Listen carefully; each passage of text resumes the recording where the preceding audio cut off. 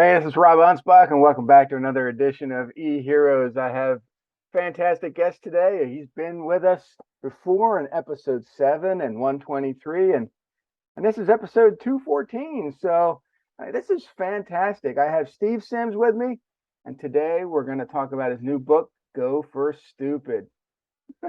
I You just like love that, the don't you? title. It wasn't supposed. It wasn't one of these. Well, you've known me long enough to know that I don't overthink anything. Um, we didn't know if it would be. We didn't know it'd be a second book. We certainly didn't go out of our way to try and find a clever title. But whenever we did anything in business, it was always a case of, okay, the clients asked for this. How can we make this stupid? And that's what we used to say to each other. We used to literally just sit around the table at my first office I had when I was in Palm Beach. We used to sit there and go, hey, a client wants to meet Elton John.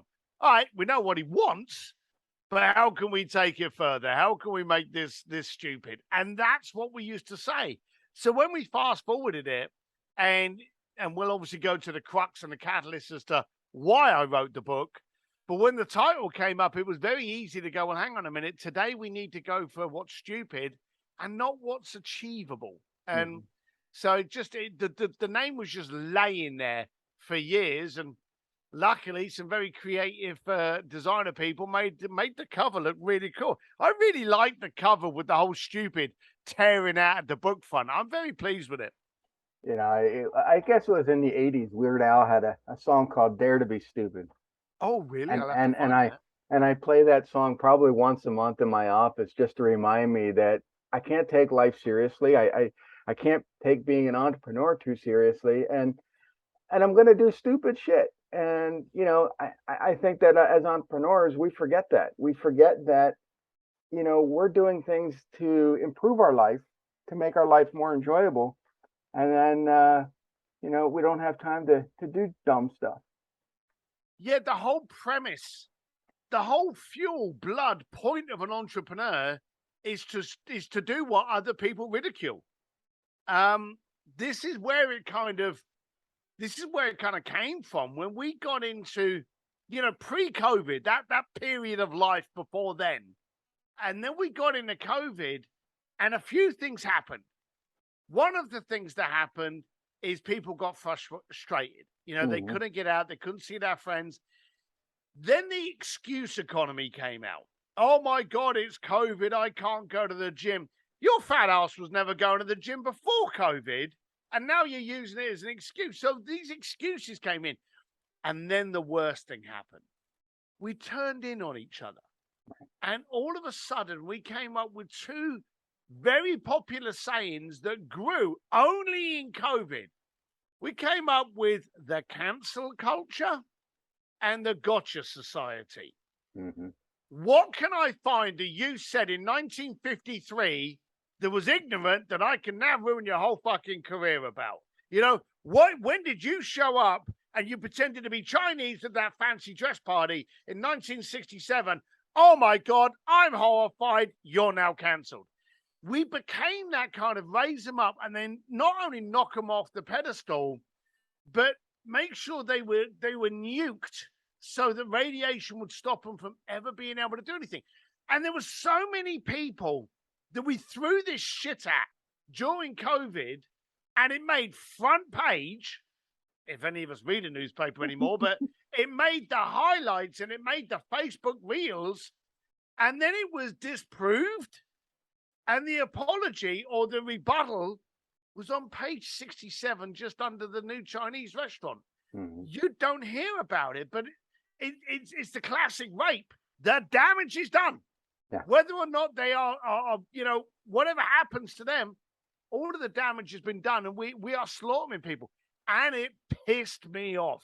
And I realized that in a society where pre-COVID, we were getting bad at having conversations. We were getting bad at having communication. We were getting into a transactional society. Then COVID came along, which made us get worse at it. And then toxicity came in that almost stopped us doing it. Here's a little thing for you. Sorry about the rant. If I say these four things: Asian hate, Black Lives Matter, Me Too, Donald Trump. I guarantee you there are people out there going, right, what's he going to say about this? They're triggered by those four things. Now, each one of those demands that we have a conversation. I don't care what you think about Donald Trump. I don't care what you think of Biden, but in a world full of billions, those are the two fucking best we could come up with. That's the conversation that needs to happen. Black Lives Matter. Why are we still in a situation where this is a problem? We need to have a conversation to get rid of it. Yeah. Me too. You know, we need to understand what our world vision is about women to understand what we're doing about it. But rather than having these conversations today, what are we doing? We're running away from them. Or I'm sure there's some prick out there now that's catching something I'm saying, putting it into like a loop, and is going to throw it up on Reels tomorrow and try and can me because I said something inappropriate. Well, fuck you, Gimpo. There you go. Now you've got something. Well, and not only, you know, what I saw was this whole cancel culture started in the United States and then just oozed out into other countries. And these other countries never cared whatsoever. And then all of a sudden, they're taking down statues and they're doing this. And I'm like, what the hell? Now Great Britain's doing it. I'm like, they didn't. I mean, they're a society that they don't care about anybody. I mean, it's like crap. Now they're, and so it is bad. And but we need to change it, don't we? Now, both me and you know, we're slightly over 21. Yeah, we came from a point in time where if we wanted to communicate with each other, if you were wealthy, you had a fax machine, so you could fax each other. But outside of that, it was telephone or knock on the door or phone someone. Okay. So we had 4 avenues to be able to communicate with each other. I had someone, and this is a true story. I was in Canada speaking at Changemakers a few days ago. You probably saw that. This girl actually came up to me, and I was with a friend of mine, and this girl came up to me and she was trying to be funny. She was trying to be overtly friendly and stuff like this. She was like, oh my God, you know, I tweeted you and you didn't respond. And I'm like, what? She's like, well, I sent you a question. You didn't come back. You're probably too busy, but oh my God, you should pay attention. And she said that. If you think of the amount of social platforms that anybody is on today, we've just amplified the way to reach out to us times 30. Mm-hmm. I don't have chance to read all my DMs or my tweets. I don't have any notifications on any of those. When I go on it, I'll look at it, I'll handle it, I'll move on. If I oversaw it, but the fact that it's my fault that I didn't respond to her tweet, you know, I just find comical.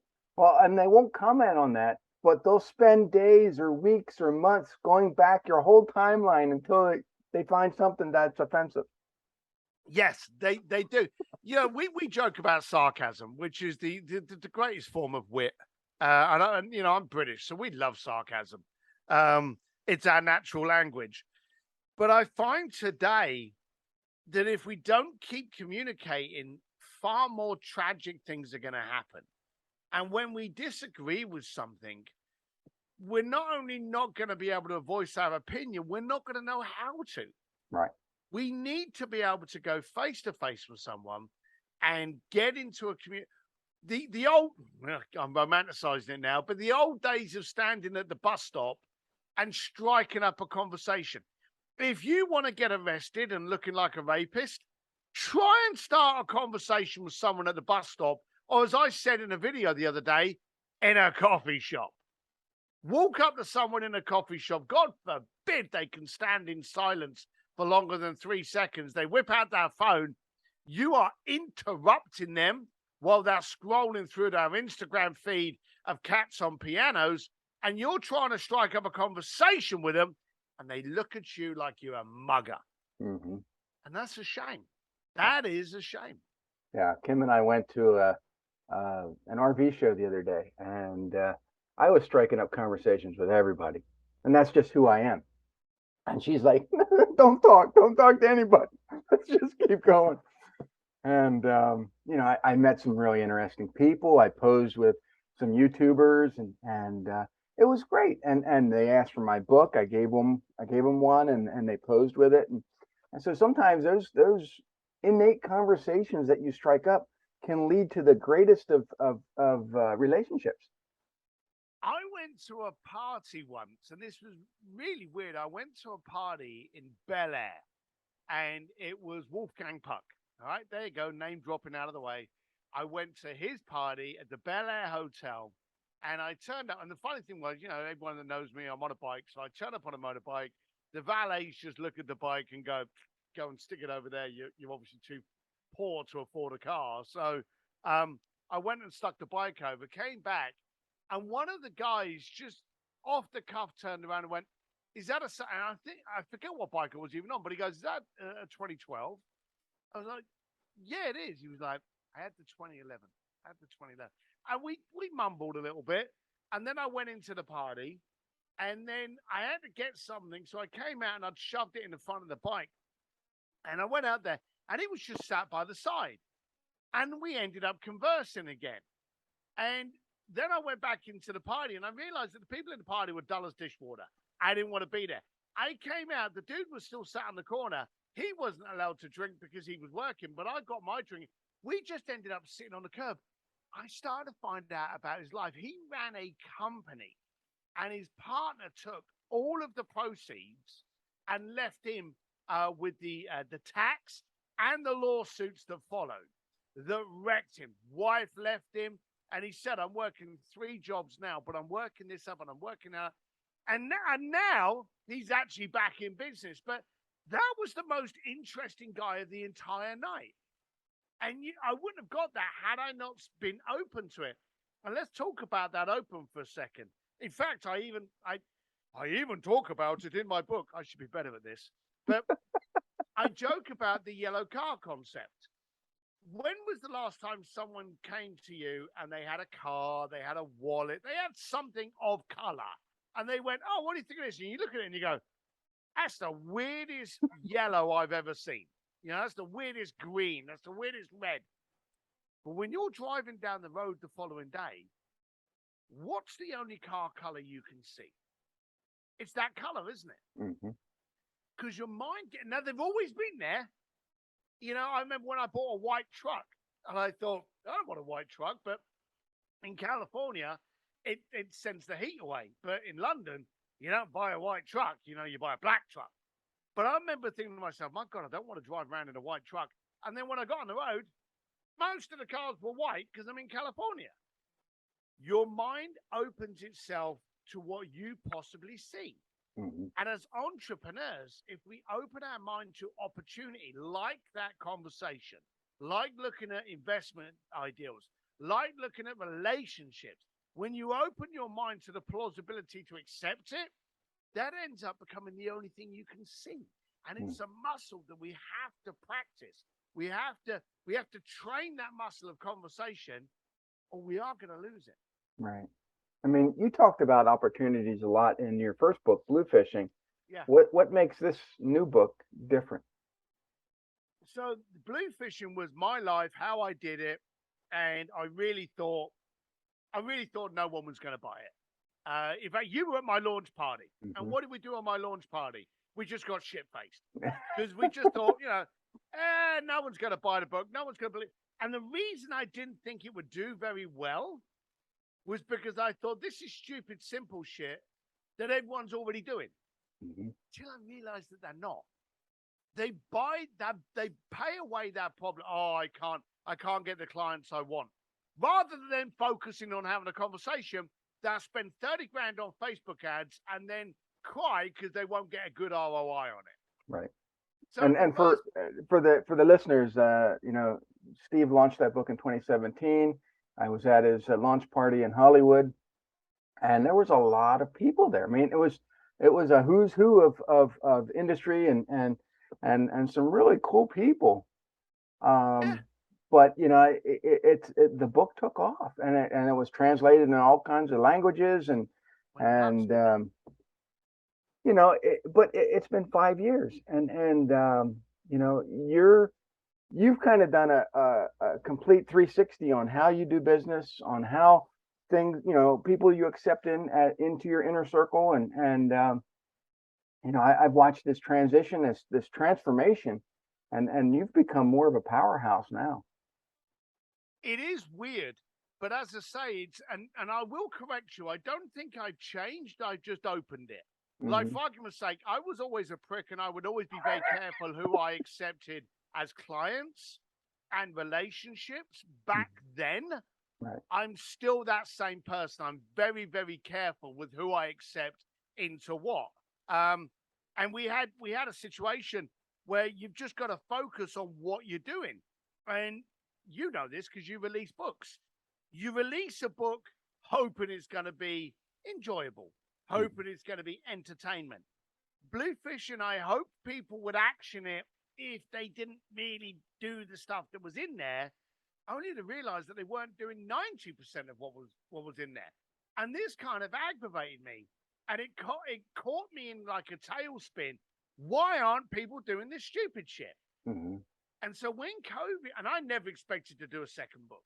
I'd have put money on the fact that I was never doing a second book. I'm teaching, I'm coaching, I'm doing speakeasies, all of that. I'm fine. I live up in the hills here with my whiskey and motorbikes. I'm good. Never ever thought a second book would come along until COVID started to piss me off. And I suddenly saw all of these excuses, and I saw how we wanted to jeer people rather than support people. And I Right. saw how we went on, and as you just said, we went on a rant to tear people down. People, items, statues, history. We want to tear them down. We want to make ourselves taller by tearing other people down. Now, anyone up there, and I'm not excusing everyone in the planet, but in those generations, what was normal then is wrong today. But don't slay someone for the great that they did, for the bad that they did. Okay? Be acquainted for the wonderful things you did. But no, they weren't doing that. They Mm-mm. were looking at tearing people down. So I started, in my unsubtle manner, started posting these kind of vents of how people were shitheads and they wanted to just tear people down. Why don't we start challenging people and supporting each other and being there for each other? In the worst 2 years of our life, why don't we hug each other and support each other and freaking care rather than jeer and rant? But we're not. As human beings, we're actually pretty fucking horrible. Right. So, And I have 6 books to prove it. I mean, the whole Rob versus series is all 100%. my sarcastic adventures dealing with assholes, and it's just, and it got worse during COVID. They did get worse. And so I started putting these things together, and a couple of people said, hey, you should write a book on it. And then I started having conversations with friends who are very successful. And I said, how do you get over this? And I started to learn the mindset needed to go for stupid goals. And if you look at the greatest people in the planet that we now look at as rock stars, your Larry Page, Google, your Elon Musk, your Richard Branson, Jean-Paul Dujourier, anyone, Peter Diamandis, any of these people that you look at and you go, wow, they do wonderful things. They did it with stupid goals. Mm-hmm. Elon said, I know nothing about banking, but I don't like the way it's done. It aggravates me. I'm going to disrupt the banking. I'm going to disrupt cars. I am going to go into space. Mm-hmm. Now, if he said, I'm going to bring back unicorns, people would be, he's going to bring back unicorns. I want to invest in the unicorn cryptocurrency. You'd believe him because he's done stuff that was laughable and achievable. And when you look back in history, Henry Ford, Walt Disney, all of these people were laughed at for their goals. But until they could see it, you couldn't. Right. And they saw it, then they achieved it, and it was left with, yeah, I see what you did. And it just made you want to transform. So I looked, there's loads of little stories in there of the amazing things that I've got up to and how I stupidly did them that you can take into your business, into your marketing, into your branding. And then there's quotes of some pretty important and famous people that you look up to. So listen to them. You don't want to listen to me. Listen to them. But the book's there to challenge you to stop going for what's achievable. What do you know what's achievable? You're not trying. Stop going for the impossible. Why start any conversation with an excuse? Go for a stupid goal and then dare to achieve it. Mm-hmm. That was the catalyst. And so the book, quite simply, is maybe my swan song to get people to do things differently, challenge themselves, to challenge others and support. And challenging is not a bad thing. Challenging is where you go, are you sure this is the right thing? Have you thought this through? Those are good questions. Okay. Yeah. Going, you're stupid. Oh, you could never do that. That's not good. One of the I can't say idols, but one of the icons that I look at, and you mentioned him, Sir Richard Branson. Yep. I guess it was maybe a decade ago. He jumped off a building, and it was one of these televised things. And I watched as he's falling down, and you could see the fear in his face, but he landed safely. But that publicity made him even more popular. And so, yeah, you do stupid things, not really to get the publicity, just to say that you could do it, and it just makes you more popular. Here's a few things for you to, and again, this loops back to the conversation we were having about achievement. I've hung out with the Pope. I've hung out with Elon Musk. I've sang with Andrea Bocelli, Journey, Guns N' Roses. There is a real funny thing that happens when you go for stupid goals and you start achieving them. They become the new normal. Mm-hmm. When you look at something, again, like we just spoke about Elon Musk, when you go for a stupid goal, you may fail at getting the goal, but you are 3,000 times ahead of where you would have settled for.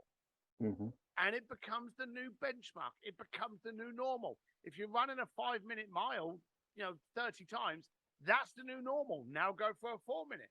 So as you're pushing yourself, and we're human beings, we're capable of amazing things. And this thing up here, even mine, is capable of doing some ridiculously amazing things if you challenge it to do so. So the first few goals may sound stupid. The next few goals now become the normal. Yeah, and just because someone tells you, oh man, that's a stupid idea, do it anyway. Because at least you've taken some action and you've moved forward. And whether it is or isn't, it's, I mean, I've done so many stupid things in my life. Creating a publishing company was probably one of the stupidest ideas I ever had, 9 years ago. But now I've produced 36 books in those 9 years, have all these great clients that I work with. And I wouldn't have done it had I just thought, hey, you know what? This is a stupid idea. I'm not going to do it. Or had you listened to the wrong person? Right. You said that my room for my book launch 5 years ago was full of amazing people. And it's because I have always checked the front door. As a former doorman, if I knew I let a couple of lads in that were lashed up, it was only a matter of time before I was going to be dancing with them on the floor with fisticuffs. So I have always protected my front door in business, in a party, in a barbecue, in a seminar, in a speakeasy. Guard your front door and you remove 99% of the problems on the inside. And when you're in a great room with great people, great things happen. So if you do say to someone, hey, I'm looking at doing this, and they look at you and they go, oh, you're stupid, you can never do that, don't talk to them. Have nothing further to do with them. It's like the idiot that sells his car for $10,000, goes down the pub, and then gets financial advice from Tommy that's never left a freaking bar in his life, and he's listening to him. So today, we've got a lot of information, a lot of gurus, a lot of gurus, fake gurus. We've got a lot of these people around willing to sell you that course and give you that information, but focus on where the information is coming from. Where are they credible? And so start getting a little bit selfish with where you consume your information. Right. And I'm honored that I was included in your book launch party 5 years ago. It changed my life. It really did. I mean, I've met I so still many don't people. know how you got in. I've checked that list a few times, and I don't know how that happened. No, but I talk about you and your speakeasy on a lot of these episodes, and you know, I've met some incredible people, and most of the people that come to your events are very caring. They're very giving, and you know, they even allow me to win an award every now Yeah, and you did. then. Yeah, you won the award. You won the award, and you were so gracious you gave it away to Ed Parko. I do recall. But again, that's down to you. Look, for any listener out there, have you got arsehole clients? Okay? Have you got arsehole friends? Have you got non-supportive friends? You've got to start with doing your housekeeping. Clear those people up and give room to good people. And when you like we're doing our next speakeasy in a month's time in Los Angeles. And I think it was yesterday we returned, I think it was our sixth refund. Hmm. Okay. Now when someone buys a ticket to the speakeasy, we contact them. And if we accept you, then you go. Okay. If we don't like you, or if you're not the right fit, or you're not the right person, we go, hey, it's not for you, and we refund you your money and you're not coming. So a lot of people use the qualifying technique of, well, if the check clears, you're in. If you protect your room, you get to protect the relationships, you get to protect the standard of that room. And that's what's key. Yeah, I don't always like giving refunds. And I would imagine that most entrepreneurs don't. But sometimes you have to get rid of the trash. What's the cost? You know, what is the cost to me? If I bring an arsehole into the room, they're like a perfect example. I had a guy that was a merchant processing, pushy little shit. And he wanted to basically do a deal where all of my people he would speak to and they could get merchant processing, you know? And I was like, hey, this isn't a sales funnel. You're not buying a booth here. You're not sponsoring. You're here to learn and support and become part of the group. Yeah, but I just, if I could get, 10 minutes to just speak to your people, what would have been the cost? Now, here's the thing. He offered to pay me to sponsor my event. Now, I could have taken 30 grand and had him sponsor my event. But how costly would it have been to a future event for all of those people that came to this one going, well, Steve's just a sellout? It would have been too expensive. So the cost would have been too much for me. Yeah, yeah, and I would advise anybody who's listening, you know, take advantage. Go to Steve's event if you can. You know, if you qualify, you're going to meet so many interesting people. It'll make your head spin. I mean, and most of these people will become clients of yours if you treat them the right way. Yeah, I'm actually amazed, and you included. I'm amazed when I see the relationships and the communication that's happening between the the um, the alumni of Speakeasy, and you'll be able to confirm to this. You know, the conversations you had at my launch party. I'm not being arrogant. Were with people that you probably never normally would have been able to have been near. You know, Right. that they would have been up on stage or something, and you're chatting with them at the bar, and then you go to the Speakeasy and you're meeting Olympians and Navy SEALs and top authors and speakers and specialists in that, and you're having conversations with them and hanging out with them because we do make sure that everyone gets to integrate, everyone gets to connect. I've had some very famous people going, well, look, I'll come along, I'll do an hour for you, Steve, but I won't do Q&A, and I don't want to be there for the 2 days, and don't let them take photographs. So that's not what we're about. So we make sure that everyone's approachable, and that's what's necessary, and that's what's important. You know, and I think approachable is the key word because, you know, I've never been one of those types of people who joined your organization just to meet celebrities.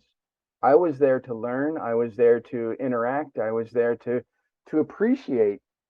But, you know, there's others that would say, oh, I just got to get close to Steve because of who he knows. Rob Anspach. Yeah, if you meet me, I mean, I'm there occasionally. Well, here's Um, the dumb thing: anyone can meet anyone. right. The old thing about, oh yeah, I just got to get my foot in the door. Getting your foot in the door today is freaking easy. Being so valuable that they don't want you to leave, that's the real talent today. I Hmm. had a guy again. I was in Toronto and I did a speech, and it's a speech that I call I Ask, and I talk about the power behind asking, and you get an automatic no for every question you don't ask. And this guy came up to me and he was like, "Hey, I wanted to talk to you. I've got this project and it's like pretty heavily funded and this, and I can feel the spiel coming on."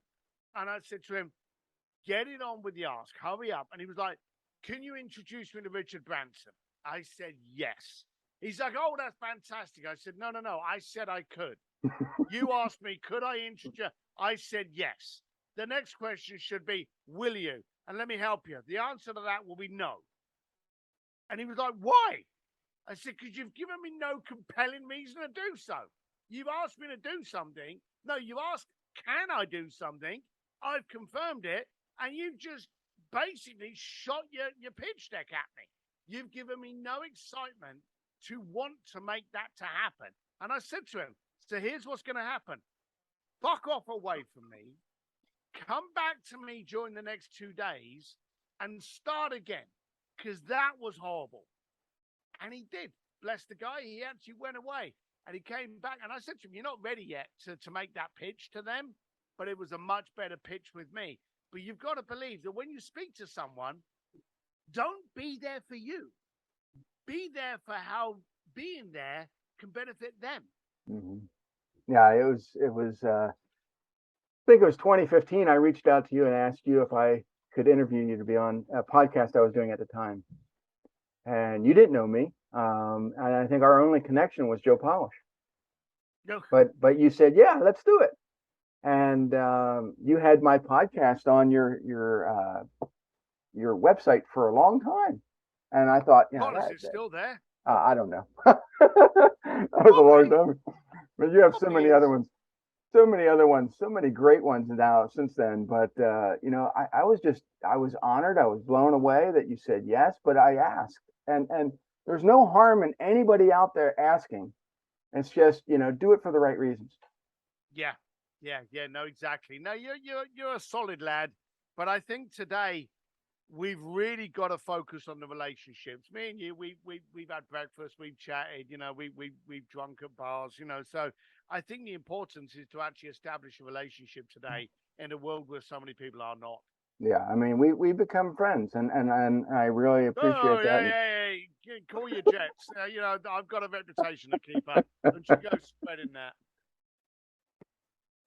So when's the book come out? I know the launch party is next month in November or Eight, October. yep, 18th of October. Can you believe this? The 5-year Anniversary. anniversary from Bluefishing. So, again, I'm throwing a kick-ass launch party. If you find yourself in Hollywood, I would invite you again. You know full well there's going to be a great room, great people, and again, we're all going to get shit-faced. But yeah, 18th of October, this will be available on stevedsims.com. D for Dashing, 1M in Sims. I will promote it everywhere.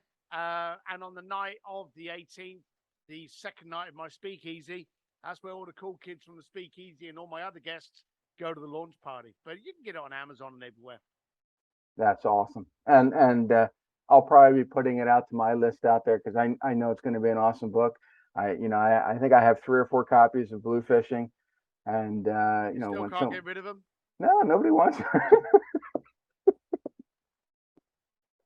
I think I took a couple copies home. My son took a couple copies home, and my wife read it a few times. I turned a page and I'm like, "Ah, whatever, put it on my shelf." No, it I was a good. actually, I actually gave it to my dad, actually my father-in-law, Claire's dad, and I gave it to him. Now, bear in mind, when you've been through the entire story for 30 years, he's kind of like, okay. And that was it. And every now and then I'm like, "Did you read it?" He was like, "Yeah, I read it." So it's a little bit different. But I will say this: your kids and your wife never say nice things about you, not directly to you. All right. Because, you know, as a breed, they're just horrible. Yeah, And my I dad's read a lot of my books, and he just goes, "Yep, it was pretty good." Is that all and I that's get? it, yeah. And I gave this one to Claire, and I said, I'm actually worried because I wasn't expecting blue fishing to do so well, and it did. And as Hmm. you were saying, it's like Chinese, Thai, Vietnamese, Korean, Polish, Russian. It's been a bestseller everywhere. I'm really blown away at how well it took off. And so I was very scared that this one was going to be as good. And she read it and she came out and she was like, calm yourself, but this is a better book. And that's and ever since I've got, did you read it? She's like, I'm not saying anymore. I can't enter into that conversation. But she did say the Go for Stupid was actually better than Bluefishing, which surprises me. I actually think they're different books, Hmm. and I think they provide different techniques and different tactics. But I do believe that the one that will change your perspective post COVID is Go for Stupid, and you really need to change the way you support and challenge people. Right, and we have a few minutes left, and I know that the audience knows that I self-publish all my books because I have my own publishing company, and you're going that route this time, Yes. and I think it's awesome because you control the rights, you control Yeah. where it's going, you control everything about it, and for I'm not saying that conventional publishing is wrong. I think it was good for you the first time, but now that you have this great following that knows who you are, that responds to your posts everywhere, I think that they're going to be more apt to want to promote for you. Yeah, it's if you're ever asking, should I self, there's a great ego. And of course I knew nothing. Knew Hmm. nothing. Didn't want to write a book. I was very fortunate that I got approached to write a book. So for anyone out there that's spending years trying to get a book deal, I'm sorry. I just went to a party and got shit faced. But the difference between publishing a book yourself and actually having a publish house book it, ownership, data reach, expansion, copy. There's so many shackles and handcuffs that you get by tying into this that you want to be careful. I don't know under what circumstance, and it would basically have to be borderline giving me back everything I lost. But I don't know how I would go through a publishing house again. And of course, the landscape's changed. All the Right. publishing houses have all kind of either gone bankrupt or merged into one now. That's because the world of self-publishing is so competitive now and so good. You're some of the biggest authors out there on the planet. Dave Goggins, Hmm. Jesse Itzler, a lot of these books now are self-published. So whereas it's the typical kind of like in the 80s and 90s, oh, you're a hustler, you're an entrepreneur. That was a bad thing back then. Now it's revered as a rock star. Hmm. If you're going to release a book, own your book, own your rights, own your distribution. All I can tell you.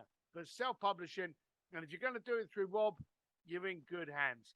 Well, Make whether you do it through me, whether they do it through you, you have your own media company, you We know, all do, but we're yeah, talking to the person listening now. right, We're not here to sell you on who's is best. We're telling you to do it. right, And self-publishing, as far as I'm concerned, as far as Rob's concerned, is the best way to do it. yeah, yeah.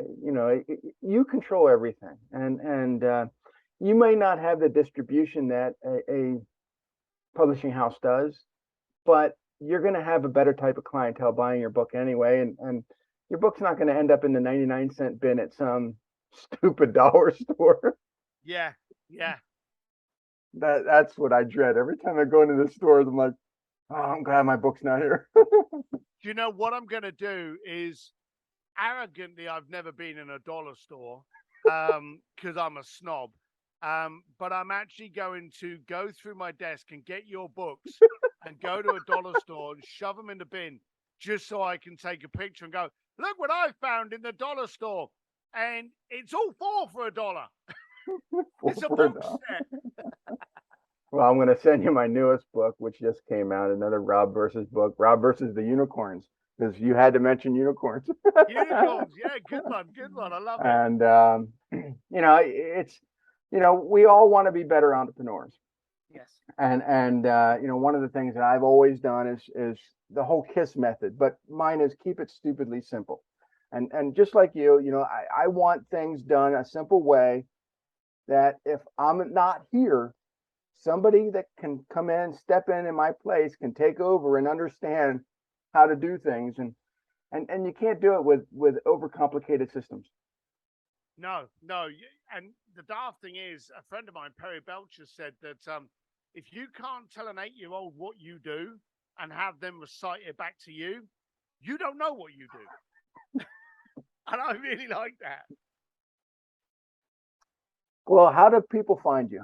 I know that you have the Steve D. Sims website. Well, here's the daft thing, and this is your lesson 101. Down here it says Steve D. Sims. Type that into anywhere you consume your media. Twitter, Instagram, TikTok, Tinder, whatever. Tinder. Type in Steve D. Sims. I'm at stevedsims.com. That's where you'll find out about all my books and all the shit that I get up to. But I am the exact same person everywhere. Yeah, even on Tinder. Swipe right. I don't even know which way. I don't know if it's left or right. I don't know which way it's Up, supposed to go. down. And I know that you and I disagree on some of the social networks. I'm not a big fan of TikTok. I'm not a big fan of Snapchat. I know that you want to be omnipresent. So let's talk about that. We still have a few minutes, and Okay. Where do you still find your biggest audience? In the conversations I have. And here's the dumb thing. I can drop something on TikTok and have crickets. Mm-hmm. And I can drop it on Instagram and get 2,000 comments. And then the following day, I'll drop something on Instagram, crickets. I'll drop it on TikTok and I'll be bombarded. For as brilliant as we are at marketing and media, a lot of the time it's a turkey shoot. You can literally drop something and there may have been another conversation going on in that social network on that subject that you get hooked into that blood vein. Mm-hmm. So my question to you is, how much does it cost you? And I'm asking you this question. How much does it cost you to be on Snapchat and TikTok? Nothing. Nothing. How much does it cost you not to be? Nothing. And so the bottom line is, if you've got a video and you're happy about putting it on Facebook, spend the next 3 seconds of your life uploading it on the other social platforms. Right. And then go back a week later and go, okay, what worked? Yeah. What didn't? And here's the dumb thing. I don't like any social networks. There you go. That you can snap that little clip and post that anywhere you like to fart. But I don't like any of the social networks, but they're platforms. And until they start charging me, okay, I'm going to utilize every avenue I can. And we spoke about it earlier. People, and this really makes me giggle, people will spend $30,000 on Facebook ads, but they won't spend 10 minutes on that feed. Mm-hmm. I don't want to spend $30,000 on Facebook ads, but over coffee, I'll post up a picture across all platforms. Right. And here's the problem, I think, sometimes with Facebook ads is that we want more people to see whatever video or comment or post we have out there. And then we're looking at the analytics and going, oh, wow, look, I got all these likes and comments and shares. Yeah, but did your bank account go up? No. But it didn't matter. I'm glad you brought that subject up. The ego metrics is a waste of time. Okay? If you want eyeballs, go and walk down your high street naked. Even if you're freaking ugly, people are going to stare at you. But it ain't going to improve your bank account. So everything you do, you've got to understand, why am I doing it? Right. What is the point? If you see me talking a lot about speaking gigs, and we spoke about this earlier, it's because I want more speaking gigs and I want people to be aware I'm a speaker. And for every 2 or 3 speaking gigs I do, I get another 2 or 3 speaking gigs. Mm-hmm. So that moves the needle. Everything you see at the moment is me talking about my book. Why? Because I want you to buy my book and be smarter. So everything I do is to move a needle. If your needle is for an ego metrics, don't bother. It's Oh, a waste of time. and talking about ego metrics is that I encourage you to get a book. But here's the thing about books: you're not going to be the next J.K. Rowling. You're not going to make a lot of money on your book. The book is going to be there to help educate the reader, to learn more about you. It could be your legacy that you're leaving behind, the next generation. You're educating them. It's your overglorified business card. I remember having a conversation with Jay Abraham, and I went down there actually with the contract for the book. And I'd never seen a book contract. So, he said, come on down and we'll go through it. And he basically just passed it to one of his assistants and we got drunk. But he actually said to me, he said, and this is as I walked through the door. There were two parts of that night that I really distinctly remember. As I walked through the door, he said to me, are you ready for what this book's going to do for you? And I went, yeah. And he went, and he held my arm and he went, are you ready? And it wasn't until he asked me the second time I was like, shit, now I'm not so sure. And then later on in the evening, he said, you need to understand this.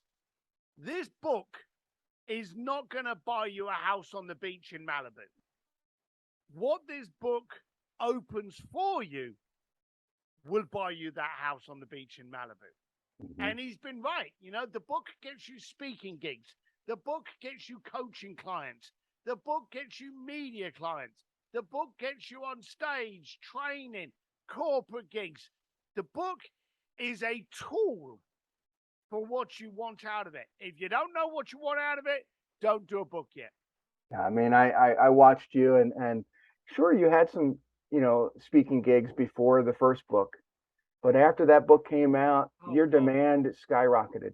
Night and day. I think I maybe had 2 or 3 a year. Now I get 2 or 3 a month. Yeah, it's just, and you were just in Canada, so it's not just American speaking gigs. You're going all over the world. Oh God, Tokyo, London, Paris, Marbella, Thailand, Malaysia, Australia. You mentioned Canada, Mexico, 3 times. So no, you get out there. Yeah, and with my books, I've picked up clients all over the world. So the book is going to do more for you than you are for the book. I mean, you got to work it, you got to market it, you got to let people know that you wrote a book. But once it's out there, the world is yeah. No, it's a great thing. It is really a good thing, but you've really got to go into it with a purpose, or you could miss opportunities. Yeah, and for everybody out there, I don't want you to miss out the opportunities. So make sure that you connect with Steve on all his socials, especially Snapchat and TikTok. Buy the book, Go for Stupid. Yeah, and go to his website and just sign up for his next speakeasy. I appreciate you for saying that. You're right. Anyway, Thank you. This was great, and we'll see you guys on the next episode.